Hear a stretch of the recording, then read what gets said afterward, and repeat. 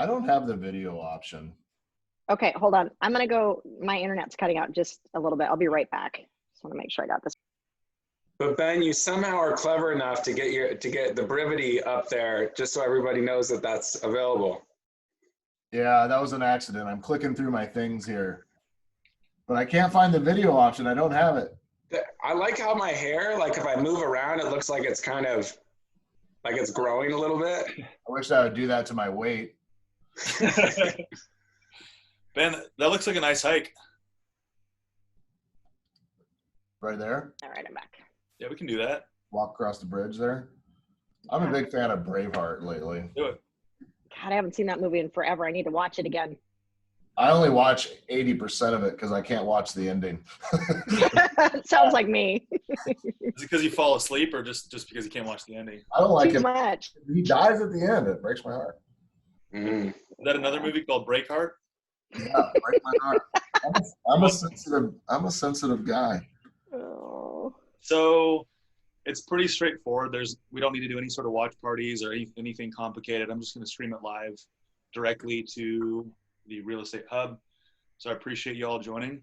And I know everybody's got a lot going on their mind right now. And so I appreciate you guys joining me to talk a little bit more about some of the topics that I sent over. And this is your platform. So there's no like expectation from me or anybody to what needs to be said. I think just say whatever it is that you normally would feel about things, and there's no filter. So say whatever you want to say. This is being projected out to the 460 people in the Real Estate Hub. And then also the 60 people that said they are going will likely be watching the call, but the rest of the people will probably jump in and out. So have you done a live stream before, Leo? We're just talking about this. I've been doing them every single day through Building Bellingham. From Zoom? From Zoom, yeah. Yeah, so there's that 10 or 15 second delay on what they're seeing compared to what we're seeing. Yeah. Mm. I didn't know that. So the questions come in like delayed. So if you were like asking questions, you got to have this awkward pause. You got to keep talking. Well, I'm good at being awkward and pausing, so that's fine. Yeah. Oh. Ready to. I feel like people are getting like webinar Zoom fatigue, you know? Yeah. I am, for sure. Yeah. Every day I feel like trained out, and yeah, it's tough. Yeah. And it's beautiful weather, and we all just want to be like somewhere else walking around. But what's cool about Zoom though is it's all of a sudden like, I'm going to do a Zoom with like my family in Arizona this weekend, and all of a sudden like there's all these Zoom calls and meetings happening on Zoom that like are people you could have been Zooming with anyway, from other areas, or you could have been FaceTiming and you weren't doing as much. And so there's kind of that good part of it is it's kind of opening people up to doing this more with people that they don't live nearby anyway. Yeah, it forced everybody to learn it really quick too, didn't it? Yeah. Maybe we aren't going to need training rooms or those other kind of spaces in our commercial buildings anymore, which is like, sits vacant 80% of the time, and you pay for it 100% of the time. Yeah, it's going to be interesting, how that, if that changes things. I think on one hand, some people are going to be super grateful to like get back in physically to like see people. But then on the other hand, there's a lot of other things that are happening where you go, wow, this would actually be better on Zoom. So, yeah. I wonder if there's going to be more crimes committed from people that don't like getting hugged because they're going to get lots of hugs when they get out. Yeah, I'm going to take a picture of us. We aren't supposed to handshake anymore. Okay, I'm taking a picture. All right, I'll do this too then after you're done. Okay. I love it. Thank you. All right, ready to go live? Yep. Leo. I feel really bad that I don't have the palm trees and I can't figure it out. This is... I can join you with the bridge. You're not into Hawaii, Ben. It's not for everybody. Yeah. I have to admit, I did say on one of those stupid Facebook quizzes that what are the like weird things that you don't like, and I don't like Hawaii. What? Really? I think it's overpriced. I think it's crowded. I like getting off grid in like South America, Southeast Asia. I like having conversations that I don't necessarily understand what they're saying, because you're like, Yeah. What about the other islands? What about like not like, a quiet part of Maui or Kihei or? I've never been. Okay. I think that's your move, Leo. That's what you're gonna have to try. I'm still trying to earn my vacations at this point. That's true. I like getting off grid. There we go. Cool. Awesome. Well, thank you all for joining me here today. Ben, thanks for joining from the Marin Highlands over there in San Francisco. We're all weirdly on the same island. I'm not quite sure what's going on here.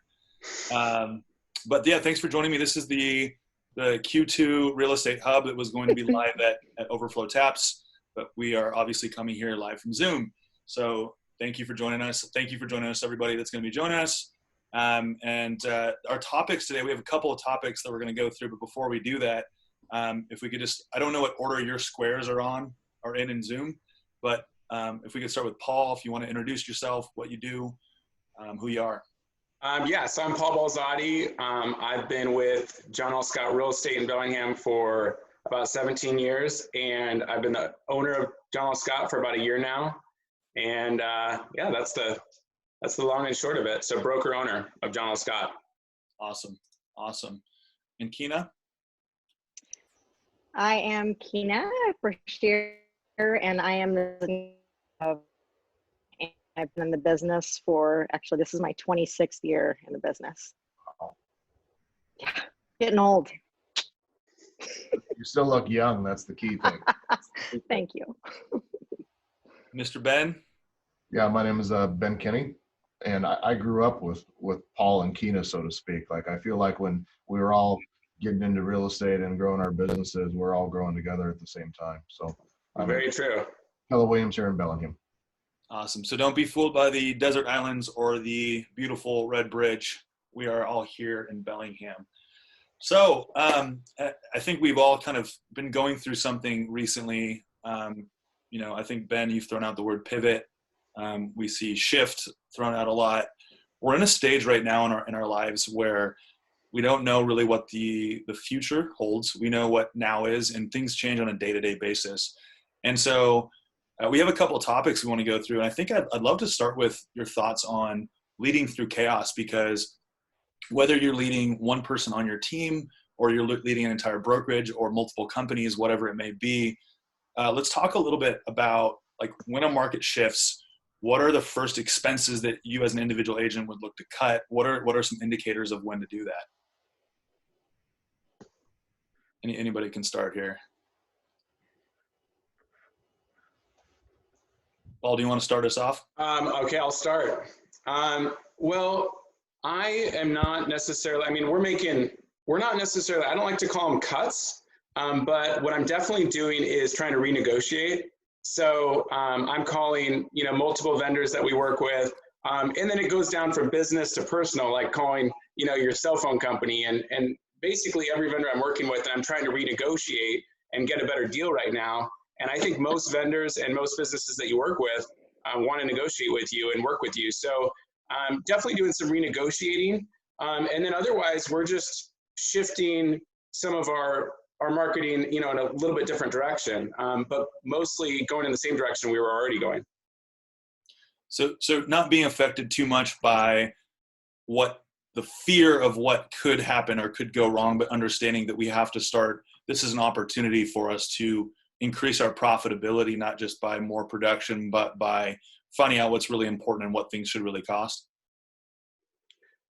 Sure. And I'm just saying that that you definitely have to look at your expenses and find ways to renegotiate some of your expenses right now, for sure, to kind of anticipate lower sales, no doubt about it. But I'm definitely not in a cutting mindset. I'm just in kind of a shifting mindset.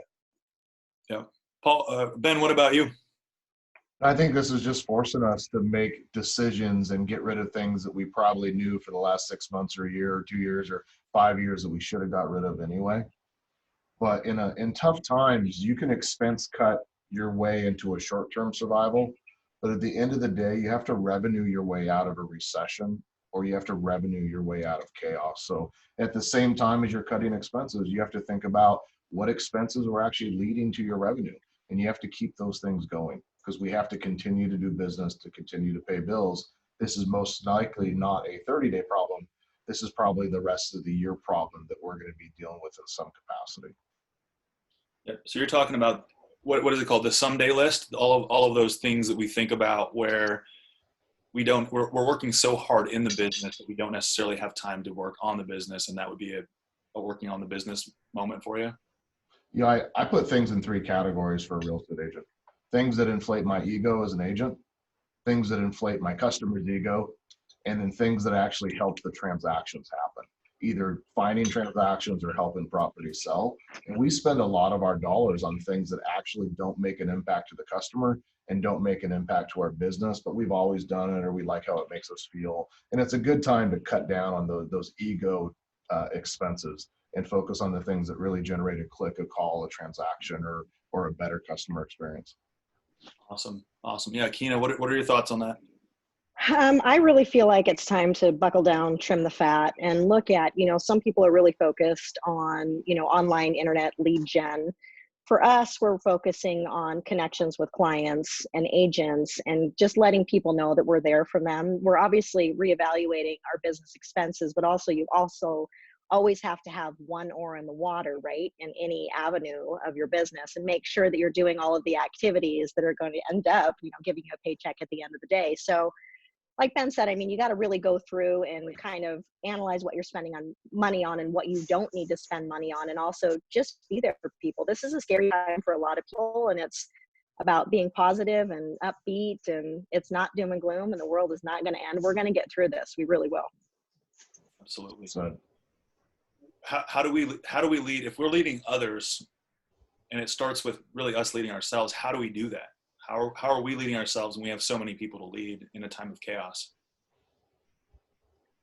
So I don't know if do you want somebody else to start, or do you want me to like jumping in? Yeah, actually, if everyone could raise their hand every time. Yep. Just maybe wait, Just kidding. Yeah, Keena, why don't you start that off? How do we lead ourselves through chaos? So one of the most important things for us is just having, and I had a quote that I wanted to share here. It's, if you want to conquer fear, don't sit at home and think about it. Go out and get busy. Dale Carnegie said that. So essentially what we need to do now is just provide a lot of support for people, love on agents, love on our clients, and just be true to who we are. And we're really going to get through it. It's just about, being active, giving back to the community, any way that you can to stay connected with people. It's not just all about real estate right now. It's about building solid relationships with people. Absolutely. Yeah. Paul, what do you think? I totally agree. For me, I've always spent a lot of time listening to thought leaders and, self-help books and all that. But I'm now like doubling down, of course. And so, I'm waking up listening to thought leaders. I'm going to bed listening to thought leaders. And, things like in our meetings with, we have a ninja group. We follow Larry Kendall, Ninja Selling. With individual brokers, we're putting, just more emphasis on just, connecting just agent to agent. And then obviously emphasis on reaching out to your sphere and connecting with your sphere. Just as Keena said, I think that one really positive thing that is coming out of this is, we're all kind of going through the motions, busy. And this is kind of forcing us all to kind of like pause and reconnect. And like you said, like Keena mentioned, this is a great opportunity to serve. We have a mission statement to live life as a contribution. So then it's like, how can we contribute? How can we help others right now? And really, that's really what this is right now. Is it's an opportunity to lead in that way, to basically just serve your brokers and help them serve their clients and help them help each other. Yeah. Agreed. And Ben, how do you maintain positivity but stay in reality? How do you find the balance of that world? I actually talked with Via about that recently, and it's an interesting dilemma, right? Yeah, I think you have to be clear on what the actual reality is. And, for me, my reality for the last couple of weeks has been that this is going to get worse. Many people are going to get sick. Many of us are going to be exposed. the economic impact of this situation is going to be severe to our friends and our businesses and our community and so many people that have jobs, and that this is going to last for months. And that's a reality, and it's kind of a scary reality. But the other reality is that, as Keena said, we're going to be okay. We're going to make it through this. And you'll know that you're going to make it through it because you're going to be one of those people that takes action. I heard, I'm sure we all read and listen to the same kind of thought leaders, Paul, but I heard John Maxwell say that leadership is influence, the ability to influence others. And I just add and change that a little bit. I'd say leadership is the ability to impact the outcome. And right now, what we have to do is we have to help our people get to that ideal outcome, which for our agents is continuing to find a way to survive financially for the rest of the year. And for our customers, it's to continue to find a way to do real estate transactions safely for those who still need to buy or those still need to sell. And that's our job as leaders, to continue the world going, because this is going to be with us for a while. I've been telling our agents, Leo, that this is not a snow day. Like, we don't get to call this a snow day and lay in the snow and make snow angels. This is a season. A season lasts for a while, and we need to prepare for it like it's a season, not like it's a snow day or a spring break. So 100%. So yeah, on that topic, what do you all think about, like, if we're not treating it like a snow day, we're treating this as, I mean, it's a different type of opportunity. It's a different perspective on our business, on the world, on our personal relationships. How are you all treating this not like a snow day, and more so like staying within your routine? How are you maintaining that? You have to get up and show up. You have to get ready for your day just as like you're going to your office every day. So my business coach through Buffini and Company has been, we've been talking about this for a while. And in order to properly run your business and support your agents, you got to treat every day like a work day and get up and get ready as if you're going to the office. Host as many Zoom meetings as you can. I mean, at our office, we have virtual staff meeting via Zoom. Then we have Zoom meetings for all of our management team. We have a Zoom meeting for our Buffini mastermind group. We have a happy hour Zoom meeting, and it's about connecting people. So somebody like me, I'm a huge extrovert. So this to me was this rocked my world to stay at home. So now I've adjusted to it, and I'm connecting with people on a different level. And I'm encouraging all of our agents to do the same thing. And they're reaching out to clients and friends and family, and we still need to communicate. It's just on a different way to communicate and on a different level.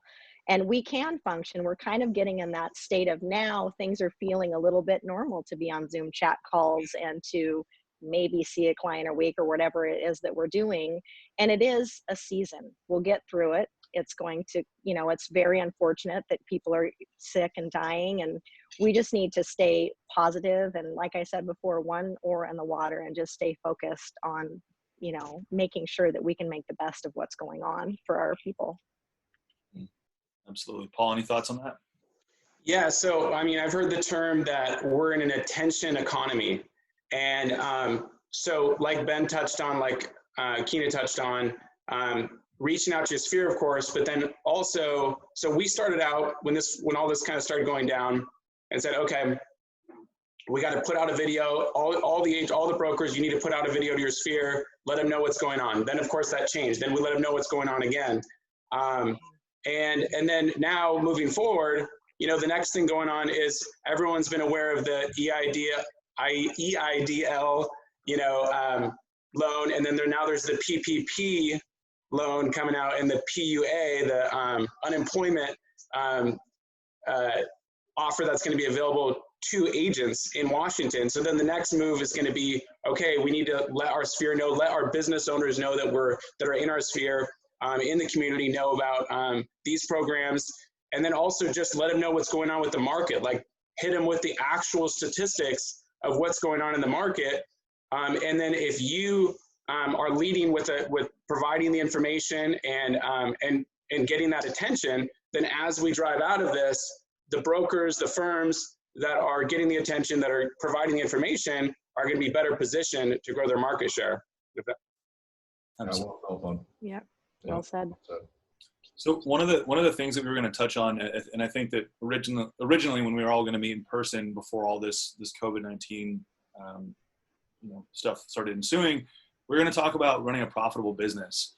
And, I do want to touch on the topic of pivoting, but at the same time, the core of this is I want to talk to you all about running a profitable business and what that means, because Ben, you've been a mentor to me throughout my career on the ego numbers and the true numbers. We've had that conversation a lot where we talk about, I'm like, oh man, great, my GCI was fill in the blank, and that's an ego number.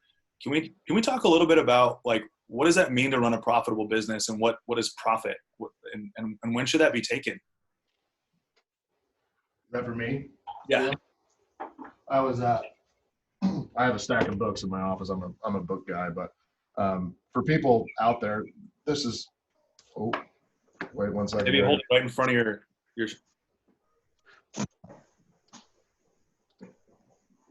So this is a book by Mike Michalowicz called Profit First. And it's a phenomenal book for any business owner, not the real estate industry, anybody, to find a way to organize their business so that they can focus on taking their profit off first. I got to talk to one of my mentors in the community, Bob Pritchett. And Bob runs Faith Life. And he's a phenomenal guy and does a lot of great things for our community. He said something to me a while back. He said, I've always made profit a line item on my budget, meaning that I'm going to commit to take X amount of dollars out of my business every single year. And then you base all your expenses on whatever's left. And that's the same concept of profit first, is how much do you want to live on, and then force your business to live on everything else that's left. And I think that's a good perspective for us to have, is to figure out what do we need to make, take that off out of our checks first, and find a way to force our businesses to operate on the remaining income. Awesome. Yeah, Keena, what are your thoughts on profit? So my perspective, of course, is going to be a little bit different, not being a brokerage owner.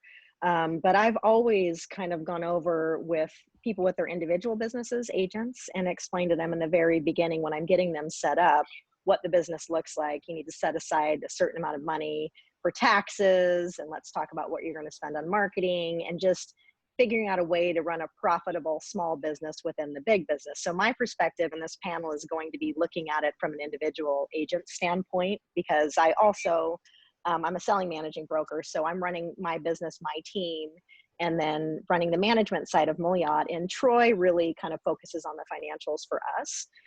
We look at them together, we go over them together. But for me, that's kind of my goal being on this panel, is just to talk about it from an agent's perspective, if that's okay. Absolutely, please. Okay.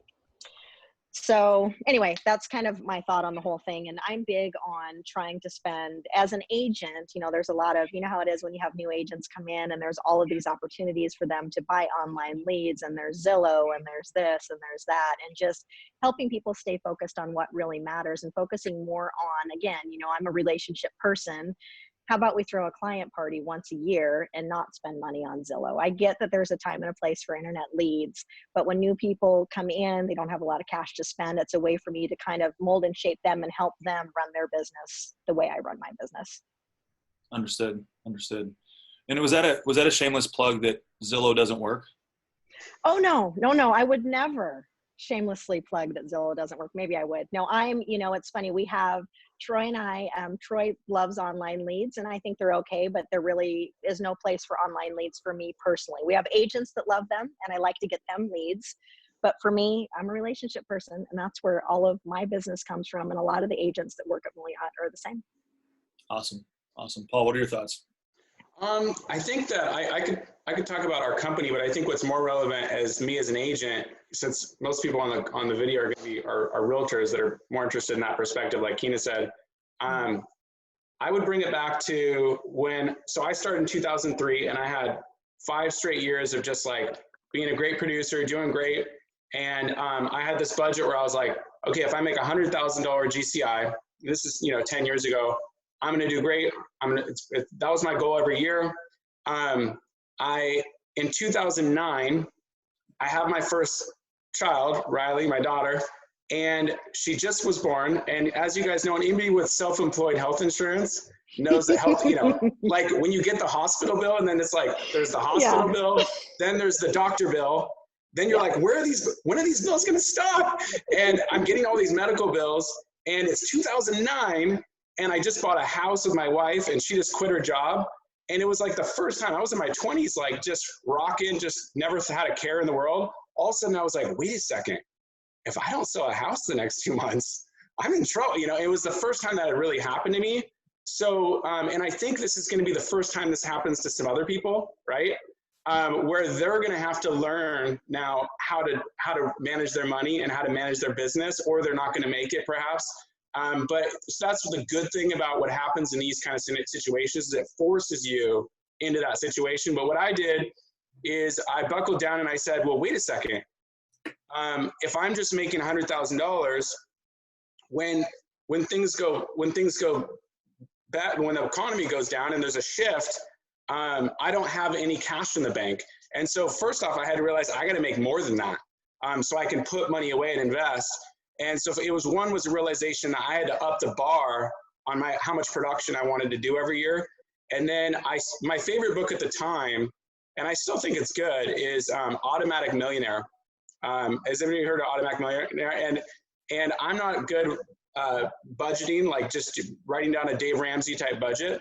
And what Automatic Millionaire taught me is okay, even if you're not a budget guy, as you're going about your business, if you're just automatically putting $200 a month, just automatically is going out of your account for savings, you know, $300 a month for retirement, you know, those kind of things. And I just started automatically saving, automatically putting money into retirement. And then as I reshape my business in the new economy we were in, and I started growing my business again, I said, okay, I'm only going to live on, you know, I'm going to budget for 100,000 gross, which maybe that's 70,000 net, let's say, okay.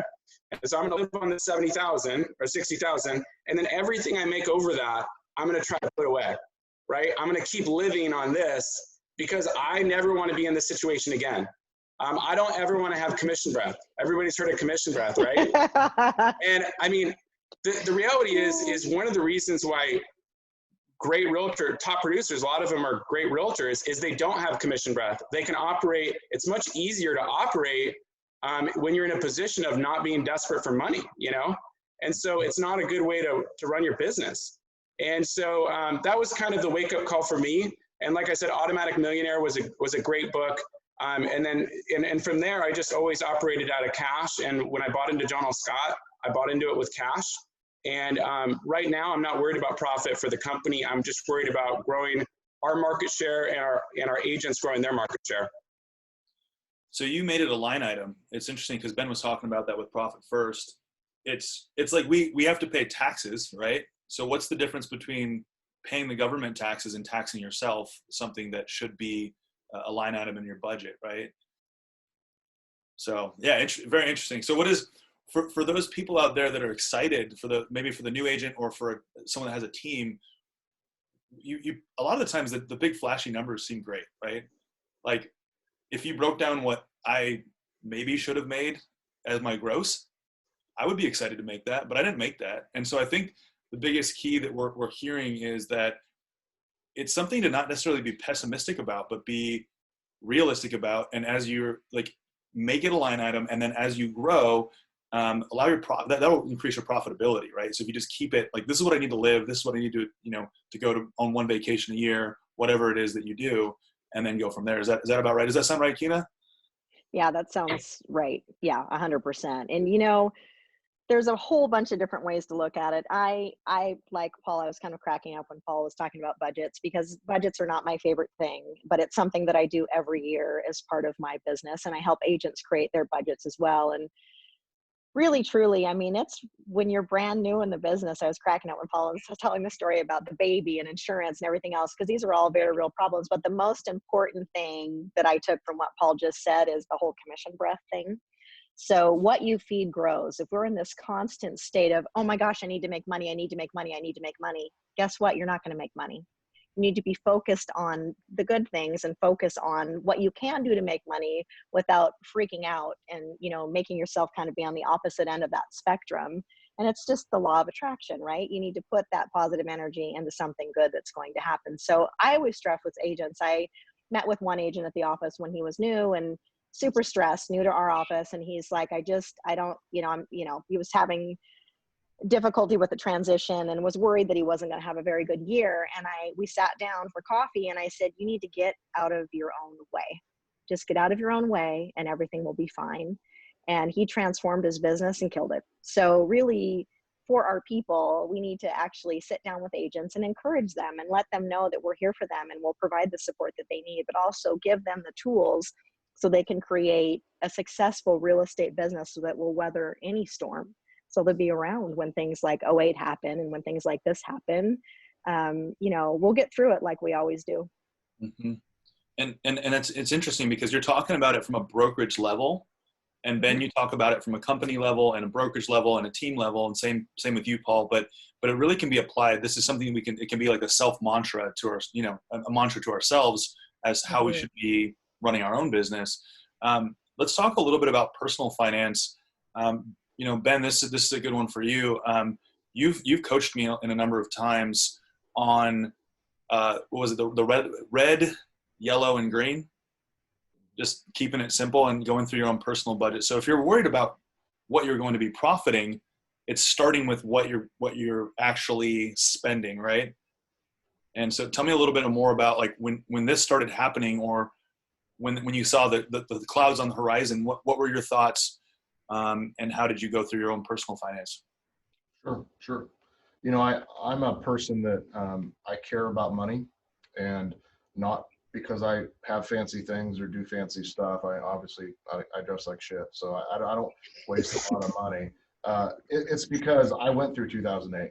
I saw my friends lose everything. I saw people that owned thousands of lots, now driving cabs. I've seen the transition that happened, and I've seen how it tore apart families and relationships and marriages and companies and communities and neighborhoods. And I want to put myself into a position where I feel secure and I have security for my employees and security for my agents and security for my family. And I do that through a few simple things. One, I require all my businesses and my personal accounts to have 4 months reserves. And if I don't have 4 months reserves, I'm not allowed to go buy something else. So if I have a rental property, the first property I bought was a duplex. My mortgage was $1,200. So I had to save up $1,200 times 4 before I could use that money for anything else. And if I ever lost a tenant, I'd have 4 months of mortgage payment before it became an issue. Well, same in my personal life. If income goes away for 4 months, I should be okay because I should have 4 months of personal expenses in my bank account, and my brokerages and other companies, they should have 4 months. But the reality is that most of us don't go to zero income. Most of us see a 20% or a 10% or a 30% or a 50% reduction in income, which means if you had 4 months reserves, it's actually going to last you for 8 months or 9 months or 12 months. And that's what we want, is we want to have the security. Well, how do you have reserves? Well, the only way to have reserves is to make more money than you spend. So we came up with a highlighter exercise, and it's something I do personally and professionally. I do it on a monthly basis. And I don't look at the P&Ls that my accountants and bookkeeping and finance team give me. I look at my credit card statements and my bank card statements, my bank statements, and I sit down with a red highlighter, a green highlighter, and a yellow highlighter. The red one is stuff I'm going to get rid of this month. What's something you're going to get rid of this month? Well, maybe I was doing some advertising and I hadn't gotten any leads from it, or hadn't gotten any calls, and it's wasted. Or I've been paying for a subscription to something like my freaking gym membership, and I'm not using it, right? There's things like that. I'm like, I don't really need that right now. I can get rid of it. Now the next color is yellow. Yellow is maybe I should replace it. Maybe I should negotiate it, right? Maybe I should try to go without. That would be like cable. Like in preparation for a downturn, I recommended to my agents to make cuts. So I did the same thing. I called Comcast and said, I want to reduce my cable package. I just got down to basic news. I kept my internet because I watch Netflix and Amazon anyway, right? So I don't need all that stuff. I just cut it. Right? I didn't get rid of it all, but I cut it down to the basic level. And then green are things that I know I need to live with. Maybe my mortgage payment, as Paul said, my health insurance, those items like that. And it allows you to go line item by line item. And what was funny, Leo, was the first time I did it, I found out that I had 2 Netflix accounts. Like every month I was just paying. It was bumming off you. Yeah. I love Netflix this. accounts, right? And then you find that for your business, you have 2 GoToWebinar accounts or 2 Zoom accounts or something like that. You just find all these opportunities to reduce your expenses so that you can save a little bit more increase your reserves, right? Remember, we can't buy sandwiches with gross commission. We can't fund our retirement with trophies or awards. Like, it's that actual net income that's going to give us that security and that opportunity for a better life when we decide that maybe we want to step out of this career or slow down. Yeah. Well Love it. said, Ben. Awesome. Paul, what are some things in your life that you've red light, green light, yellow lighted personally?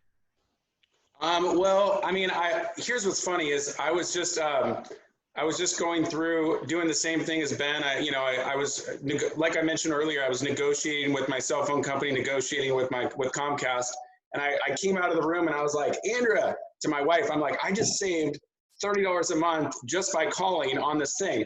And she's like, then there's 3 boxes coming in of these new dining room chairs she had just ordered from online that that cost $1,000. I'm like, Andrea, so I mean, number one is you got to talk to your spouse, right? So you got to be on the same page. I started doing a bunch of that before I talked to my wife. And so you got to both be on that page, number one. But yeah, I mean, nothing really else to go there, Leo, for me. I mean, just renegotiating just on some basic stuff. Yeah. So, and Keena, do you want to touch on maybe some things that the Moyout Group or you personally as, for your team that you have gone through in that perspective and done red, yellow, and green with? What are some things that you really need? What are some things you really don't need in this time? So I love this. Thank you, Ben. That's awesome. I've consistently every 6 months kind of reevaluated what we're spending. And I remember, and it's kind of a collaborative thing that we do at the office. So I remember at one point, it must have been, I don't even know, maybe 10 years ago, Sean Ryan had an office right next to me and he came in and he's like, "You're still doing print ads?" And I said, "I am." And he said, "How many calls and how many leads are you getting?" And I'm like, "Well, it's not like it was before, right?"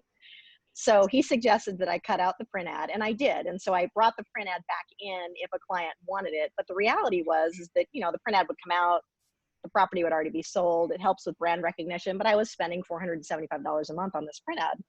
So that was one thing I dropped back then, but consistently, just about every 6 months, and I do the same thing that Ben does. I've gone through and kind of cut out gym memberships, and I too have discovered I had 2 or 3 accounts for certain things, and just kind of, trimming the fat and eating out less. I started doing that when everything started to shake down with the virus. And so it's a challenge for me. I mean, I'm a single mom of 5. I have 4 kids living in the house with me right now.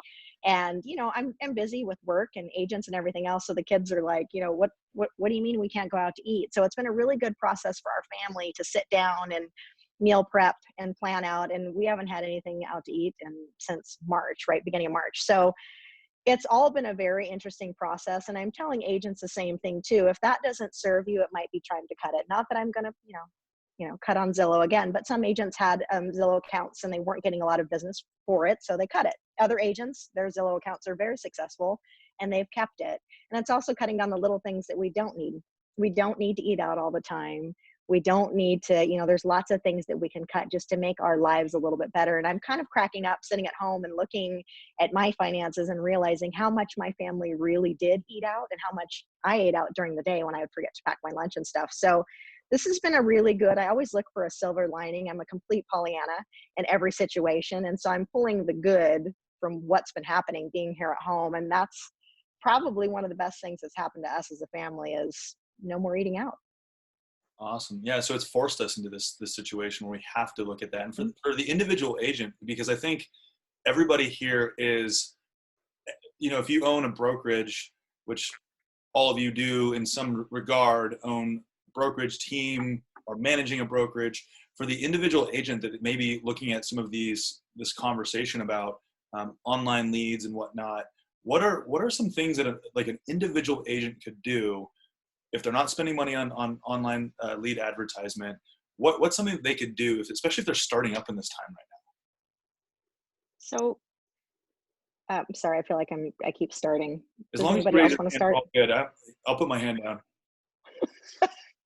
Should I raise my hand? Yeah. Okay, Keena. Yeah. Okay. Yeah. Call on me. Okay. Good. I'm the front row seated student all the time. So there's 3 basic principles that I always talk since I'm Buffini trained, right? Calls, notes, and pop buys. And then also client copy. So the things that I'm, consistently doing for my clients, and then also talking about agents and to the agents in the office about, you want to call and connect with your clients. A call doesn't have to be a physical phone call. It could also be a text. You want to write them personal notes for birthdays, anniversaries, kids' birthdays. They have a child graduated from high school, whatever it is. And then pop by a small little gift. So something that could run anywhere from $1 to $5 just to let that client know you're thinking of them. And in this time, it's been a really great opportunity to get in front of clients, but not in a way of, hey, do you want to sell your house today? More in a way of, I have a lot of clients who live alone, who are very extroverted, and they're just lonely. So to be able to have that connection with your people and reaching out. So anybody who's new in the business, I always sit them down and say, okay, the first thing we're going to do is we're going to look and create your sphere of influence. We're going to go, write down hairdressers, people that do your nails, kids, friends at school, whatever it is. We create that list, and then we farm our own list.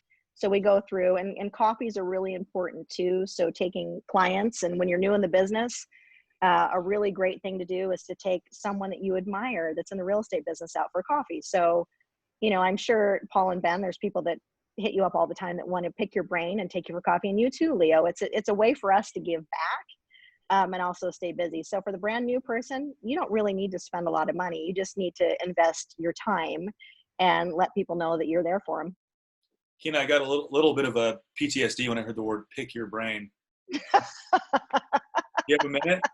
Which means you have an hour, right? Just kidding. Yeah. Yep. So I appreciate that, and I want to jump back into the conversation about like weatherproofing. Ben, you like a lot of weatherproofing gear, but as far as this is a corny intro, you're gonna like this. But as far as we're in a time where we have to weatherproof our business, but when things get better, people go back to treating things like they're better. How do you maintain that steel trap of like, it doesn't matter? And I know Paul can probably answer this too afterwards. Like, this is a blessing in disguise. How do we maintain this through good times too? And how does that lead to opportunity? I think it's easy. If you follow the profit first model and you say, I'm going to force my business to work on a certain margin. And it doesn't matter if you own a brokerage or you own a team or you're an agent, you still own a business, right? And you're just going to say, out of every commission check, a certain amount of that money is going to be made available for me to put into my living expenses, my savings, my retirement, right? Another chunk is going to go to taxes, and there's going to be a piece that go to expenses. And you just have to continue to live inside that margin. Just like you would if you were dieting and you're trying to say, I'm going to live on 2,100 calories a day, right? You need to continue to find a way to eat within that range if you wanted to maintain your weight or whatever your calorie thing would be. But remember, the best way to increase your income and increase your wealth is to increase your revenue, not to reduce your expenses. What I heard Paul and Keena say right in the beginning, things that they're spending money on, Brian Buffini, the Ninja Selling Program, right? We're not pulling back on education. We aren't pulling back on accountability. We're actually doubling down on lead generating, talking to our database, talking to our community, contributing. And I think we got to find a way to lead generate and reach out to people in a classy and empathetic way. Keena said it a couple times, like you can't just call people and use a oh, by the way script. You really have to call them and be sincere and just ask them, has any of this chaos that is happening today created any real estate related questions that I could help you or your family with? Yeah, and the way I think about that, we all have friends, if not us, that are checking our retirement account every night to see what happened in the stock market. A lot of people don't have their money in the 401k or their stock market. They have their money in their house. You think that they aren't curious about what's happening in their retirement account that's held in their house? We should be offering a service to let them know how things are affecting their home equity, their wealth and real estate. And I've said for a long time that my goal is not to be considered a salesperson. My goal is to be considered somebody that helps others manage their wealth and real estate. And that's what I want to do. And sometimes that means I tell you not to sell. Sometimes that means I would advise you not to buy, right? I'm helping you make the right financial decision when it comes to your investments that you choose to make in real estate. Awesome. Bravo. Paul, what do you think about that whole conversation of like coming from a place of contribution and it's not salesy, right? We're coming from a place of contribution to their life and saying, look, this may be the best possible time for you to sell. This may be the worst possible time for you to sell. How do you personally have those conversations with your clients, and what does that sound like? Yeah, I think that for a lot of agents, they're afraid of feeling like they're being a salesperson by calling people and reaching out to people. And so you have to have the psychology and understand that, like, it's okay that you're a realtor and that's what you do for a living. And you can still reach out and still be a caring person and still reach out to your sphere. I mean, the reality is, you guys all know this, everybody on this call knows this, that if there was ever a time to reach out to somebody random that you haven't reached out to in a long time, it's right now. And they're going to be super grateful to hear from you. And so, as Keena mentioned, it's free to work your sphere right now, and it's free to try to build your sphere right now. And you need to be armed with the numbers. You need to be following the market. So when people call you, or when you're talking to them and they're saying, I think prices are dropping, aren't they dropping right now? You have to be able to know, you have to be able to say, well, this is what's happened the last 2 weeks. And I don't know the future, but here's what's happening right now. And you have to be able to speak confidently about what's going on. And I think that for me, I always think you got to cast a wide net, right? Like you can focus on your sphere. You definitely need to be reaching out to your sphere. You need to have a mindset, like, you do have to genuinely care and be interested in them and not have an agenda. But beyond that, it's also free to pick up your phone and make a video and post that on Facebook or on Instagram. That's what I mentioned earlier. It's like we're in an attention economy right now, where the person with the attention, they might be friends with you, but they might be friends with 5 other realtors too. And so it's, obviously, if you have a great relationship with them, that's going to help. But if some other realtor that they're friends with is making great videos talking about what's going on in real estate, what's going on with the market, those kind of activities are also happening on social media. That can drive that person to go work with that other person, because they're more influenced by that person as their leader for who they come to. That's their source for real estate. And that's what, Leo, you're doing a really smart thing, as far as you're trying to be a source for businesses and for realtors to provide an outlet and information. That's what you're doing every single day, is you're creating content. And so I think another really important thing to be doing is providing content to consumers right now. Inspire them and educate them, along with building your sphere right now. Yep, much appreciated on that. Yeah. Let's talk a little bit about you've all kind of alluded to. I want to call them clouds on the horizon. What do you? So when you are getting ready to shift into more of a, I guess, trimming the fat, as Keena would say, on your business, what are some big indicators that you see, clouds on the horizon, that you all look for when you're starting to do that, so you can get ahead of the trend, get ahead of the curve, instead of just reacting to whatever event might come after that? Are you considering clouds good things or bad things? I think both. I think clouds could be friendly, smiley face clouds, or they could be really dark, rainy clouds like we get all around here mostly. Yeah, good and bad. I would tell you one thing that I think about is buyers and sellers have never needed us more than they're going to need us over the next 6 to 9 months. Buyers who were unable to find homes are going to be able to find homes because inventory is going to pick up. Homes are going to become more affordable because interest rates are at all-time lows.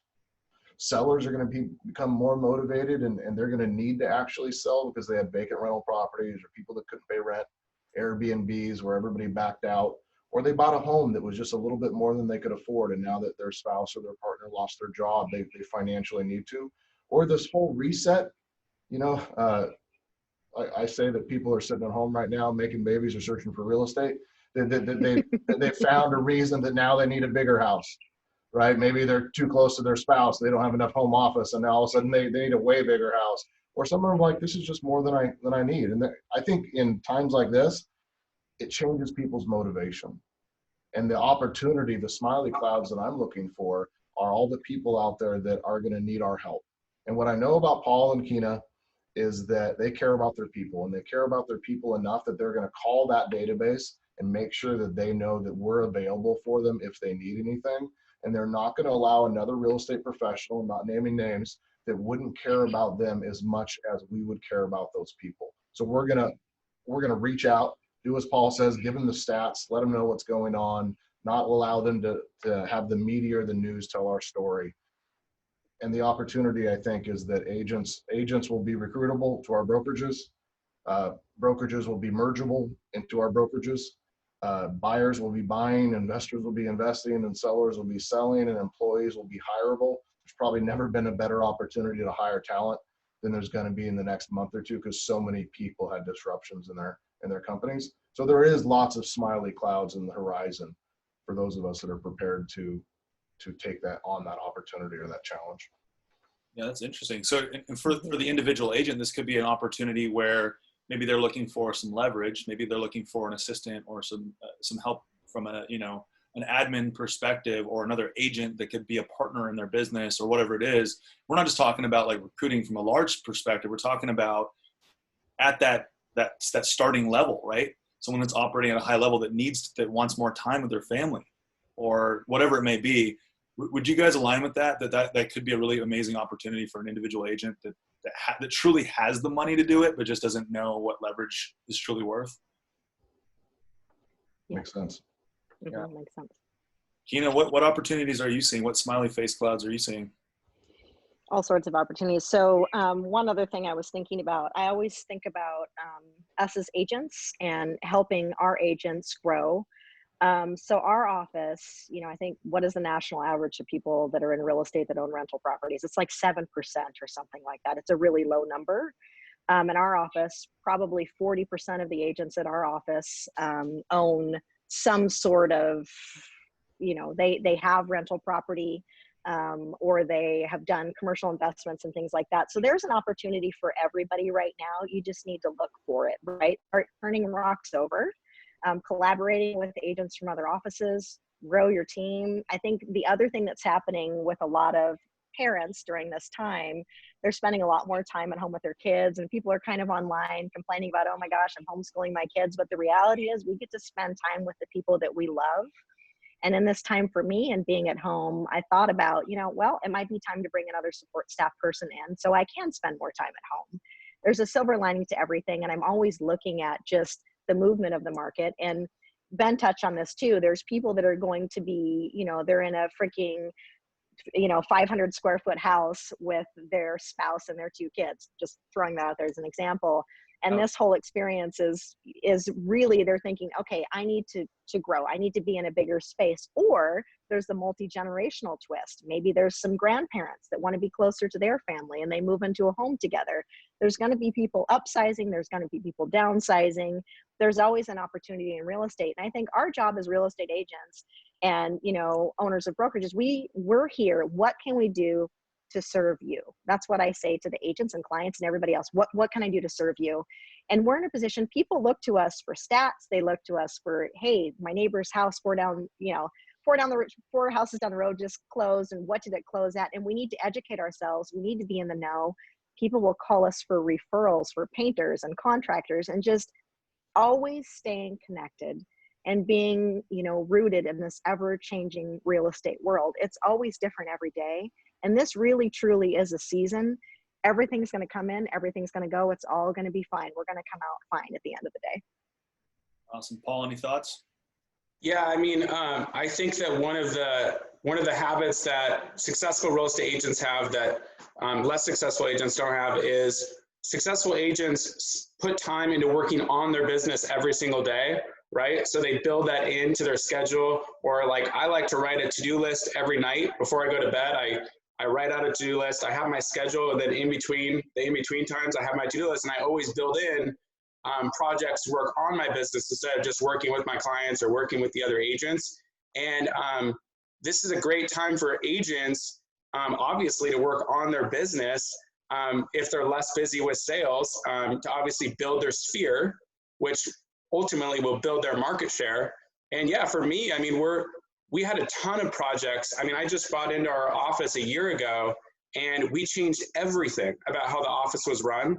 And so all of those projects, I'm excited about honestly having some more time, and I am still hiring. I just hired somebody to help us with this a little bit.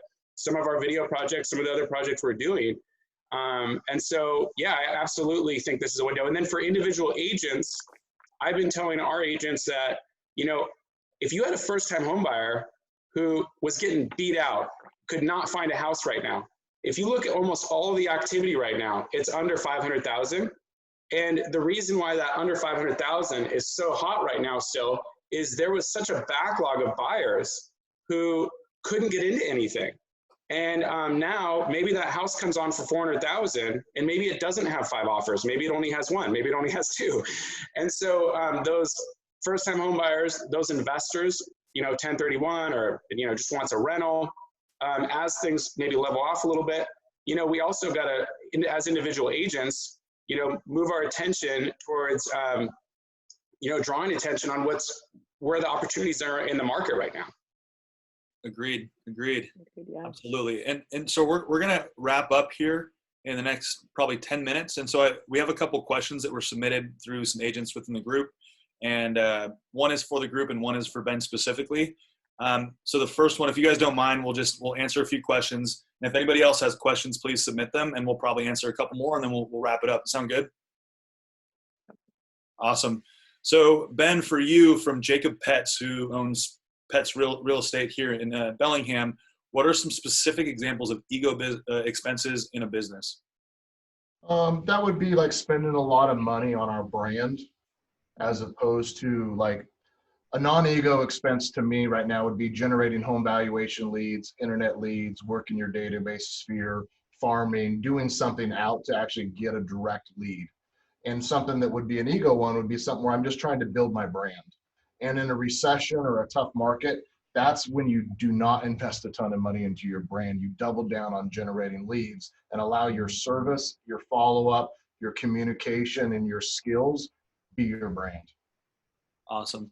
Paul and Keena, anything you want to touch on that? Ben nailed it. Mic drop? Everything about it. I have nothing to say. I'm dropping the mic. I mean, he's done. Yeah. Thank you, Ben. True. And then this is from Jen Lampy. She was our team leader up here in Bellingham. She's now down south. Can we just stop and say that everybody else listen to her bedtime stories right now? She's reading that book. Awesome. Yes. She's reading those every night. Yep. I got on and I was listening and I was like, it was so, I mean, like I was listening to her talk about the book and I've read that book Shift and she's doing such a great job with it and it's just fantastic. I love it. And obviously the setting's great. She's all tucked into bed. I know, it's so sweet. Tucking all the agents in. Yeah, so she said, what does a new agent do today and for the next month to get their first deal in this unique market? And this is open to everybody, obviously.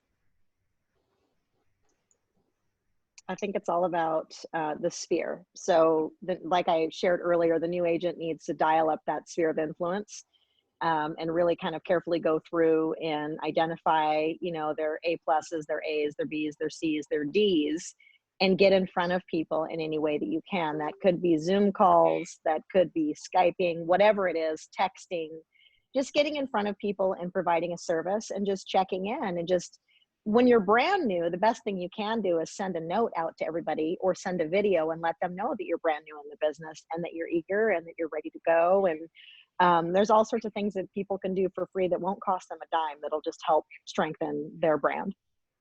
Just to clarify, is a D client someone that you did a good job on a closing for them, but they slashed your tires on the way out of the title company? No, a D is someone that you haven't done business with. Oh, gotcha. Just making sure. Why, have you had that happen before? No. Can't touch these truck tires. Paul, what do you think? Well, I think that if you're a newer agent, I mean, I'm a big proponent of part of my passion in getting into ownership is, you want to like lift the bar for the profession and you want people who really know what they're doing to be doing the profession. And so, I'm obviously a big proponent. This is kind of Captain Obvious, but it's a great time to up your education, get some designations. If you need business now, I'd be posting videos every single day with market information, you know, something insightful, something fun, and just, you could become the expert, be 6 months in and look like more of the expert than a lot of the other agents who are, you know, hanging out at the house and not, I mean, let me stop there and say that I'm hanging out at the house too. We're all hanging out at the house. Hanging out at the house is great. So don't say I didn't, that's bad, but I'm saying snow day agents. yes, snow day agents. Snow day agents, love it. Yes, but I would be, if I have my newer agents, I'm basically telling them to do, of course you want to do the sphere activity. If you have sphere, a big sphere, but if you're still building your sphere, you want to become the expert by just providing a lot of information, videos, social media, and then getting designations, and just so that when this all comes through, you're all of a sudden, you're light years ahead of where you would have been, because you've put in all that extra work early on. Awesome, thank you. And Ben, to wrap up, where are you getting leads? You're a brand new agent today. You reset. Where do you get leads? I think we have to understand that there's two types of business right now. There's the now business, where people have to buy or sell now. They have a true motivation. And there's the people that said, I don't feel safe, or I'm not ready, or I don't want to risk it business. No matter what, our job for the next 30 days should be to fill our funnel. Fill our funnel with now business and fill our funnel with later business. So as soon as the gates of real estate open up, we have a pocket full of sellers that need to sell and a pocket full of buyers that are pre-approved, ready to go, that are ready to buy with you, so that when you get going, you're ready to rock and roll. Now, how I would get that, I think everybody's nailing it. I think Paul is saying the right things, and Keena's saying the right things with their database. The only thing that I'm doing in addition to that, which I'm sure that everybody else in the community is as well, I'm doing virtual open houses, I'm doing virtual showings, I'm doing virtual classes, and I'm doing virtual happy hours with people in our database. And advertising them on social media, emailing them out, texting people, just getting in front of people as much as possible. And maybe that's your goal for the next 30 days. How could I have 2 appointments every single day with somebody that's at least curious about real estate, somebody that has some real estate related plans for the next year? Just make it a goal. Every day I'm going to get 2 people on Zoom, on the phone, or if you can safely do it face to face, right, where you can go out there and just talk about real estate. You do that for the rest of the month, you're going to be laughing as we come out of this. And just to clarify, you said face to face, not face on face, right? That wouldn't be good right now. That's right.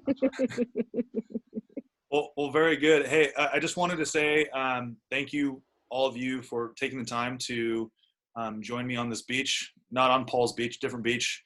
But I really appreciate your time. I really appreciate your insight.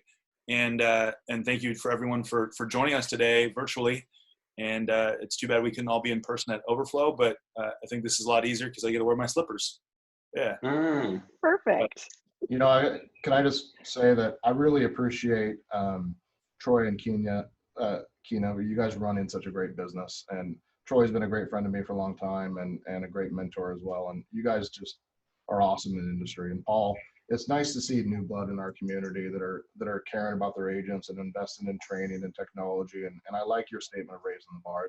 It's cool to see the next generation of people that want to contribute to the industry showing up. And Leo, thank you for putting the camera on these awesome people and sharing the message out to the agents. So it's very kind of you. And thanks for inviting me. Thank you. Yeah, have you guys, it's when you try to send a referral to another market and you see like what agents are doing. I mean, we really have some of the best stuff going on in our market, especially like considering the size of our city. And so I'm like super humbled to just, there's so many great people in our, like you guys, and there's just a huge list of awesome entrepreneurs, and we have an incredible real estate community. And what Leo's doing is super cool. And because it's like Ben and Keena and we kind of like, we all know each other, but we don't ever get to do things like this. And after so many years of kind of all knowing each other. And so this is such a cool platform, Leo, and we're in an awesome industry where with so many top people doing good stuff, and it's inspiring. And thank you, Ben, for all of the nice things that you just said. I mean, it's, I'm noticing in this last couple of years, I don't know how you guys are feeling about it, all of us that are on the panel here, but there's been a great collaboration between different brokerages the firms are collaborating, agents are collaborating. We've always had kind of the networking groups, but it seems to be better now than it ever has been. And Leo, a lot of this has to do with you and what you've created. So thank you for that. It's been awesome to just bounce ideas off of people and chat about what's working at the firm and what's working for agents individually. And I really appreciate that. And thank you again for having me on this panel. It's been awesome. Awesome. Yeah. Thank you all. Thank you all for allowing me to do this. Yeah. So thank you everyone for joining, and I hope everyone has a wonderful rest of your day. And we are going to be ending live right about now. Thank you. All right.